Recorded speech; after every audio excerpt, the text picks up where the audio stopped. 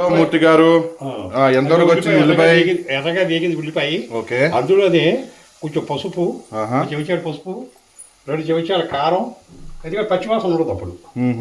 కారం అందులో వేస్తే ముందు పచ్చివాసన ఉండదు, తర్వాత వేస్తే పచ్చివాసన ఇస్తుంది కారం. ఓకే. నూనెను ఉడకాలి కారం, 2 చెంచాలు కారం, తగినంత కారం. మూర్తి గారు, ఈ హాబీ అన్నది మీకు ఎప్పటి నుంచి వచ్చింది? నాకు చిన్నప్పటి నుంచి వంట చేయాలి, 10 మందికి పెట్టాలి అని నాకు ఉద్దేశం ఉండేది కాబట్టి నేను వంట బాగా నేర్చుకున్నాను. ఓకే. బాగా చేస్తుంది వంకాయ కూర, మెంతికాయ అలా ఎవరు చేయలేరు. చేత దాని దగ్గర బాగా నేర్చుకున్నాం వంట. ఓ, అంటే మీకు మీ ఆవిడ కూడా ఇందులో ఒక హస్తం ఉందన్నమాట. ఎప్పుడైనా వంటలు పెట్టి 10 మందికి సహాయం చేయాలేసి నాకు ఉద్దేశపూర్వకంగా ఉంది. ఓకే. మా అబ్బాయి చేత లతామూర్తి కిచెన్ పెట్టిస్తాం. Very good, very good thought. జీవితంలో నెరవేరుస్తాను. Very good, very good thought. వేగిందండి, చూడండి వేగింది. చూడండి వ్యూయర్స్, చూడండి ఉల్లిపాయ బాగా వేగింది, మంచిగా మంట అంటుకుంది, ఆయిల్ బాగా ఉడుకుతుంది.